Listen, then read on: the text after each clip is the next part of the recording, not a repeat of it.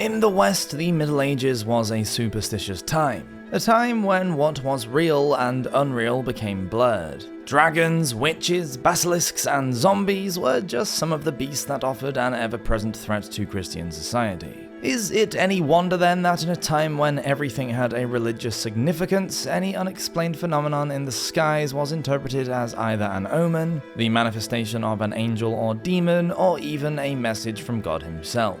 It was a time rich with mystery and wonder. But was it possible that the medievals were not alone in the universe? Welcome to Medieval Madness.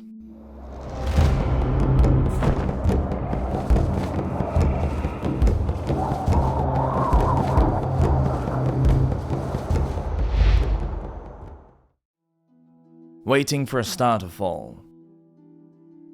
It cannot be overstated just how superstitious European medievals were. Everyone turned to the church for clarification when something happened that could not be easily explained. Something as mundane as a cow dying or a crop failing could be catastrophic for a peasant household, and was often ascribed to the displeasure of God, or even worse, witchcraft. Most people lived in small communities. At night, without the light pollution we have today, the skies must have seemed wondrous, full of bright shining stars. In the Middle Ages, the movement of the planets influenced everything from picking flowers to bloodletting, and medieval chronicles are full of strange tales. Rains of blood, frogs, fish, and even two-headed calves, as well as cosmic phenomena.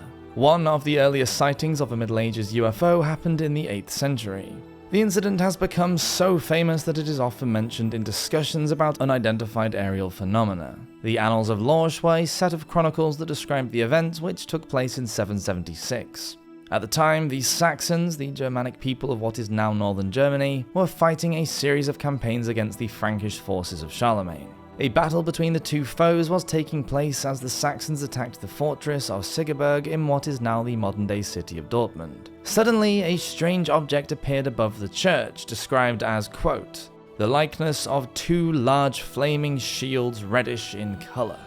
It apparently looked as though it was floating in the sky above them. The Saxon army turned around and ran away in terror, giving up their siege. It is not known who wrote the Latin Annals, but they cover over 80 years of the history of the region from 741 to 829. It's possible that several individuals wrote down events as they happened, and these snippets of news were brought together into a finished work at a later date. The men who fell to earth. In the 13th century, the English writer Ralph of Coggeshall detailed a mysterious aerial event in the Chronicon Anglicanum when he said a shining cross was spotted in the skies above London. Another bizarre event was said to have occurred in France in 816. This time, the recording of the aerial sighting was made by Agobard, Bishop of Lyon. He wrote about his experience in his book De Grandine et Tonatrius, noting that the local people, quote, "nearly all men, townfolk and countryfolk, old and young, believe in weather magicians, and a certain sky realm called Magonia, where ships come in the clouds with aerial sailors." He claims 3 men and a woman fell from the ships and were kept prisoner for several days before the townspeople were set on stoning them to death. Agobard was able to intervene and stop the executions, although we do not know what happened to the aerial sailors after this. Written in the stars. The English chronicler Gervase of Canterbury recorded an incident that occurred at the Abbey of St. Albans in 1200. A large silver disc was seen hovering above the abbey by a group of monks who believed it was a miraculous sign sent from God.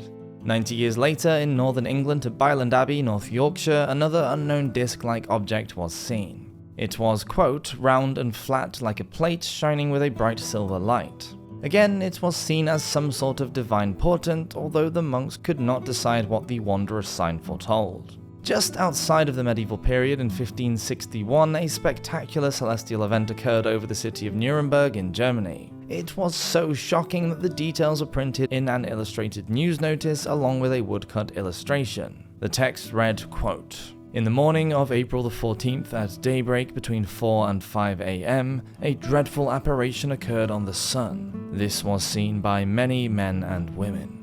In some sort of dazzling aerobatic display, several cylindrical objects appeared. Out of these came crosses, orbs, and other shapes. These all started to fight among themselves in what looked like some sort of celestial battle that lasted an hour before the strange objects disappeared and the skies cleared. The eyewitness to the incident was a letter painter from Nuremberg named Hans Glaser, and it was thought to be a sign sent by the Almighty God to bring the people of Dortmund to repentance. Lucky Star.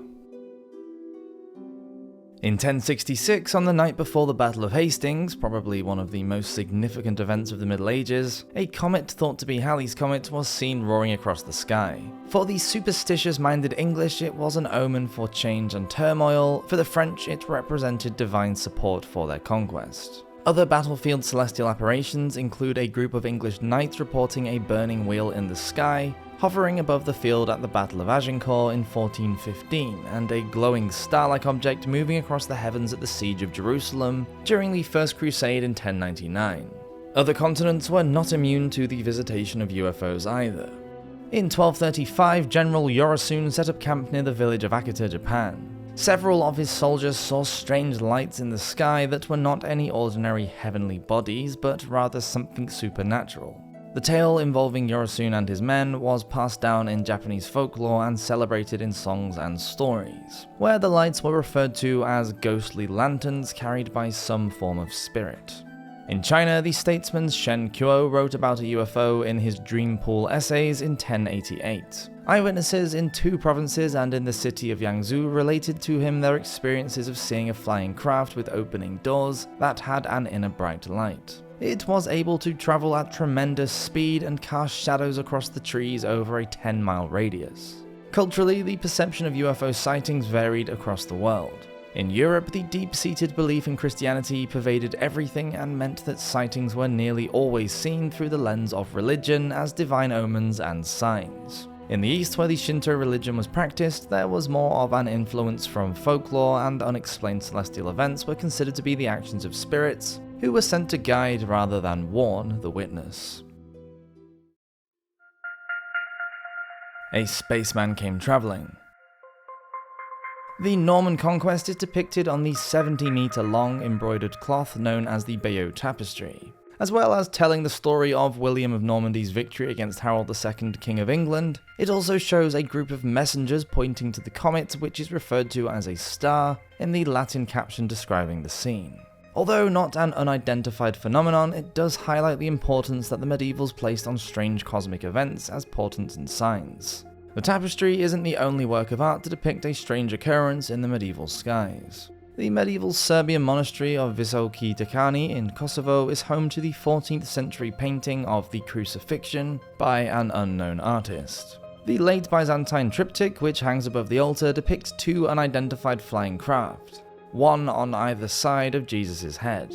The 2 UFOs are carrying a pilot each, and the passengers are not shown with any halo around their heads, removing any possibility of them being divine creatures such as angels.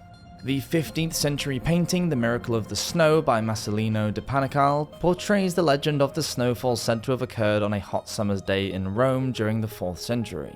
Hovering in the skies above the miracle, there are over 20 disc-shaped objects that look nothing like the clouds they have been claimed to be. A small disc-shaped object also appears in the Madonna with Saint Giovannino. As well as Madonna, the infant Jesus and St. John, the 15th century painting portrays a man and dog looking up at something in the sky. The object appears to be some sort of oval shape with rays of light projecting out of it from different angles. Star-Lords. It wasn't just the common people who experienced mysterious aerial phenomena in medieval Europe. In the mid-13th century at St. Albans Abbey, a monk named Matthew Paris chronicled the sighting of a large luminous object. It was witnessed by no less than King Henry III of England and his courtiers. The strange craft radiated with a soft golden light and was talked about at court with a sense of awe and unease as the reason for its appearance was discussed. 100 years later, across the Channel, another eerie event had occurred at the court of King Charles VI of France, when several glowing spheres were seen in formation in the sky above Paris. Charles, who was already nicknamed the Mad because of his mental illness and psychotic episodes, was said to be deeply traumatized by the event. The 15th century King of Scotland, James IV, was known for his interests in science and the occult. The polyglot spoke 8 languages and was very well educated. He was said to have carried out a cruel and bizarre speech experiment by sending 2 newborn babies to live on the isolated island of Inchkeith with a deaf-mute woman. Being deprived of any form of verbal communication, James hoped that the children would begin to speak the ancient language of God instinctively. Back on the mainland, as King James made his way through the Scottish Highlands on a grand procession, he and his entourage were confronted by a bright pulsating light in the sky. The glittering light moved gracefully across the beautiful but rugged countryside. The king, who was intrigued by the phenomenon, ordered his knights to halt so that he could approach the light and view it more closely. It hovered for a time before slowly sinking to the ground in front of the king. Unafraid and curious, James advanced on the light, which appeared to be an orb about the size of a carriage wheel. The object produced a low, tuneful humming noise, and the air surrounding it appeared warm. The king put out his hand to touch the orb, but it immediately shot up into the night sky and vanished. The incident later became a favourite tale at the Scottish court, where King James was praised for his calm behaviour. He believed the encounter to be a spiritual experience that confirmed his belief in the supernatural. The Fault in Our Stars. Sightings of unknown aerial objects were a global experience that happened across many cultures during the Middle Ages in a time and place that often saw them as religious messages. The Chinese called them fireballs and dragons in the sky. In India, they were vimana or flying chariots. In Europe, orbs and crosses. Medieval UFOs are a really important part of the history of the inexplicable. Despite the difference in time and beliefs across the centuries, people are still experiencing the same strange bright lights and hovering objects, and the mystery goes on. Thank you so much for watching this episode of Medieval Madness. Let me know in the comments down below what you think, and please subscribe if you haven't yet, as we do release videos every Friday. Until the next one, hope you have an awesome week. Cheers!